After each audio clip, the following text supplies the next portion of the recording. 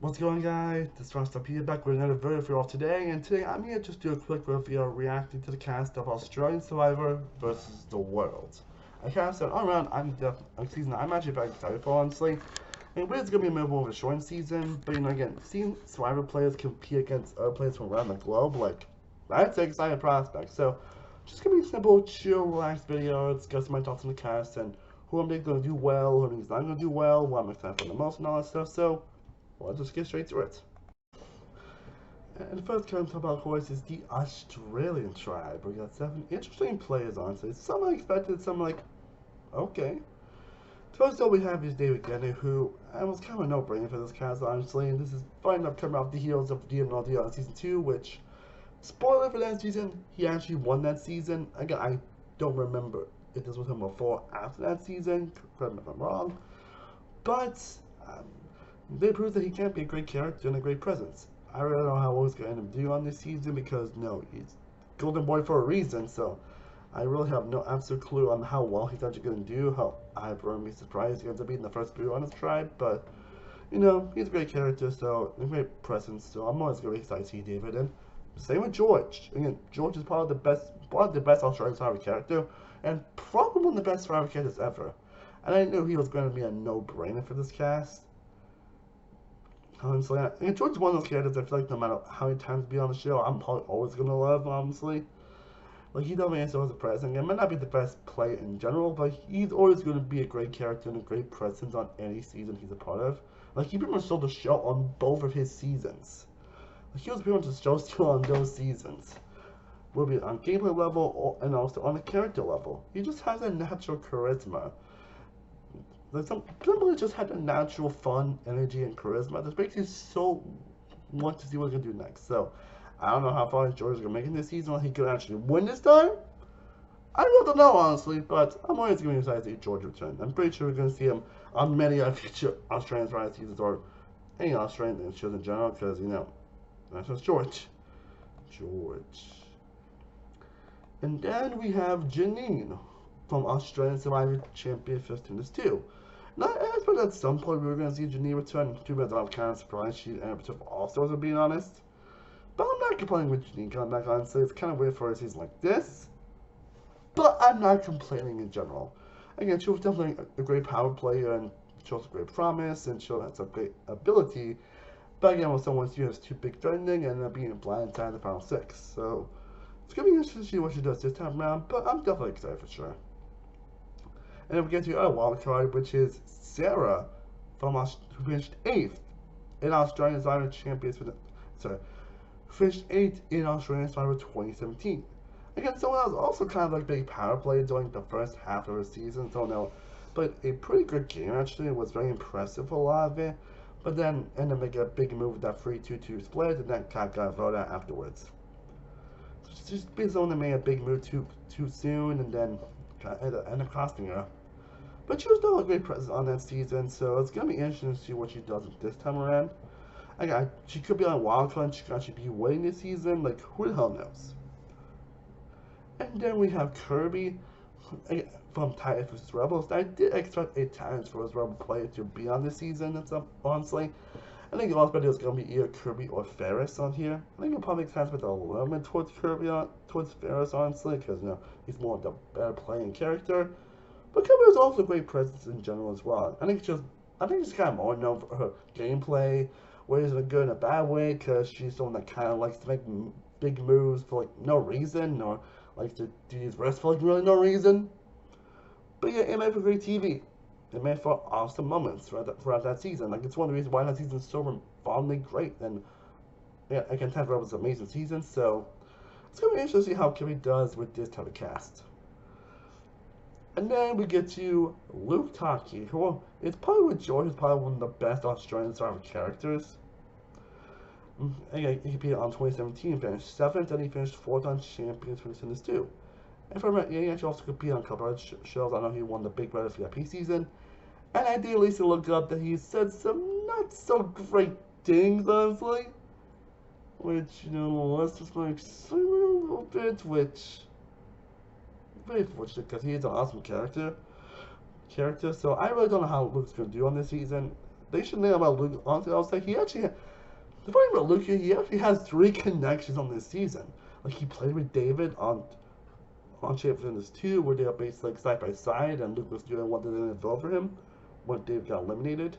And he also played with Sarah and Janine. He 2 people that he did work together at some point, but was also kind of responsible for their boot rounds. I see more Janine than Sarah, but he was still kind of a person that was kind of responsible for them getting voted out. So it's gonna be interesting to see what Luke does this season. Like, he's gonna do good, he's not gonna do good. Like, I generally don't know. But I'm sure he brings some great character moments. And speaking of bringing good character moments, the last Australian I played with about is Shawnee. Shawnee, who is also one of my favorite Australian. Again, we got 3 of the all-time best Australian Survivor characters on this season. Shawnee is one of them. It's like a 4th time competing. It's insane, honestly, but she's the one that, I think in any season she's brought up, she's always going to deliver great character moments, always going to deliver great moments in general, as a presence, as a character.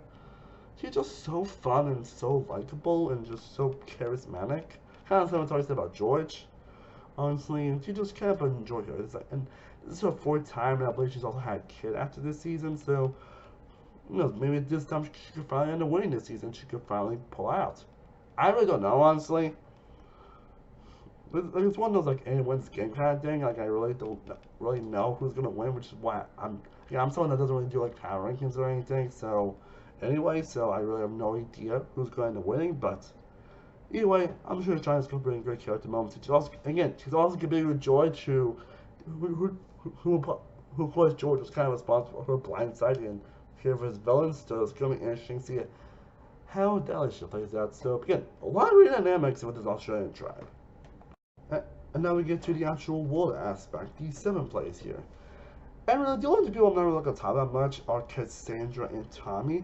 And that's mostly because I have not seen the season yet. Like, from when I looked up Cassandra, Cassandra would compete on the 2nd season, so I would come back, and she probably was a run-up on that season, so there's a good chance that she probably was a great character on that season, or a presence on that season. Again, that she has like 7 episodes, and also it's like going to be subtitled, so I have not watched that season yet.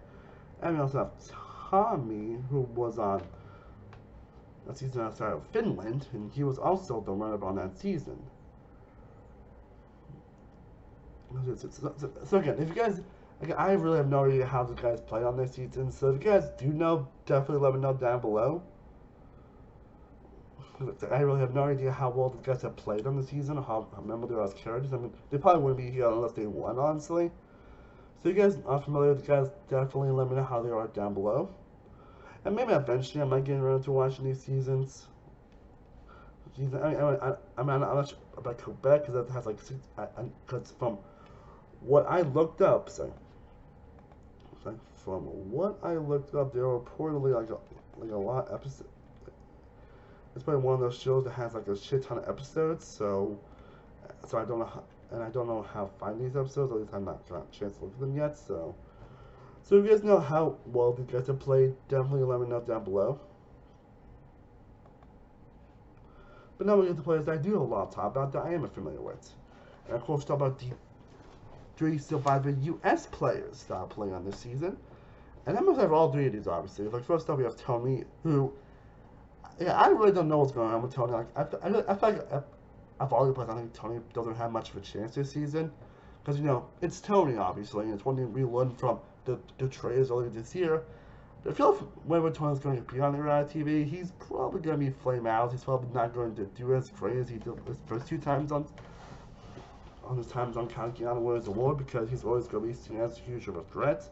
And he's a very methodical and insane player we can't predict, and everyone knows that. So, I mean, again, you never know, honestly. Like, this could be a different, like, the Winners Award, where I had no idea that Tony was going to win, and yet he won that season. I mean, I was going to win, honestly, but it could make it a lot farther than I expected, honestly. Like, Tony, you never really know, honestly, with this cast especially, so we'll see how it goes. And then we have 2 big legends, Cirie Fields and Parvati Shallow. 2 of the biggest female players in Survivor history. both are competing for their 5th time on Survivor. And it's also something that they signed the Parvati and Suri are all on the same tribe together, which that's even more exciting. It's basically like a Black World 2.0, honestly. I think that's what everyone's excited about, seeing like Parvati and Suri on the same tribe.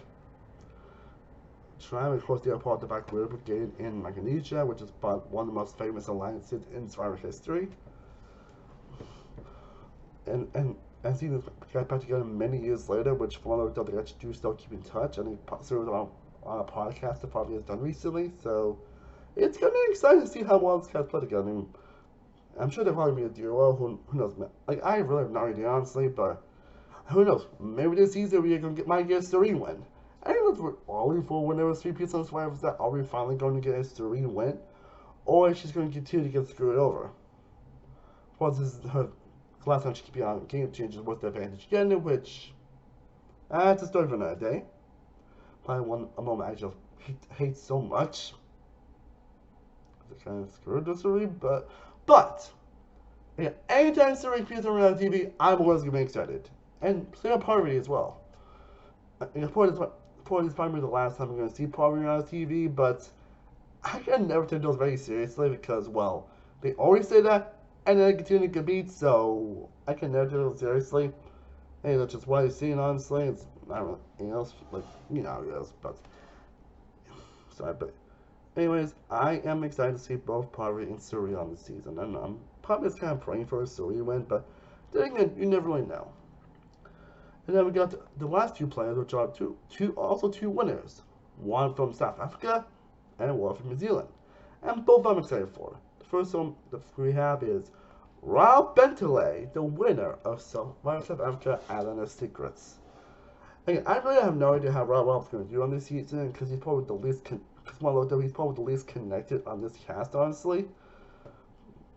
Like there's not much connection from he's not really involved in the community itself in general, more like that, but who knows, he could also be like, could be surprised, because obviously he is like an incredible game player. Like, he's like probably one of the best social, strategic, and competitive players of all time, honestly. Like, if you saw how he played on Island Secrets, he played an incredible dominant game that was impressive to watch and witness, which makes it all more satisfying. So it's going to be interesting to see how well he does on this season. I don't know, I'm not sure how far it's going to make it, honestly, but I'm still excited nonetheless. And there we get, from Survivor, the winner of Survivor New Zealand Thailand, Lisa Holmes. I'm definitely excited to see Lisa return, honestly, after many years. Honestly, and I say Lisa definitely has the potential to actually be a dark horse on this season, because she is a great player and incredible social threat. Mind you, she got a guy to.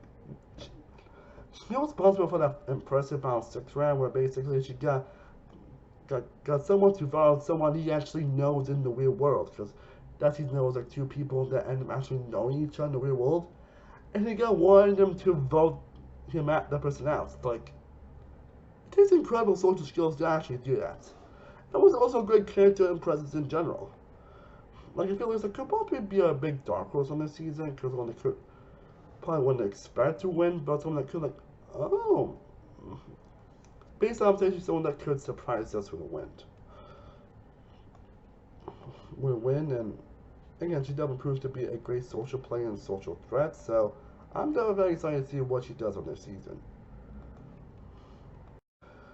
And that pretty much gives my thoughts on the cast, honestly. Just give my rambly thoughts on this season, which I am very excited for. Let me know your guys' thoughts down below, though. What are your thoughts on the cast itself? What are your thoughts on people? Who do you expect to make it pretty far? Who do you expect to not make it far at all? Would you like my season 2 at the end of doing in the future? I would generally love to know down in the comment section. And again, after the season airs, I do plan on doing a lot of Australian style content, where I'm planning on do like videos talking about favorite players from certain seasons. And I did just upload all the videos talking about my ranking of all the cast members, so you gotta check those out in the shorts. And then you plan on doing some of my favorite episodes, favorite players, like an updated season ranking, a winner ranking, a runner-up ranking, a shit ton of Australian style content. So keep that coming very soon, along with some essay content as well. This is the Star Wars Wikipedia, signing off.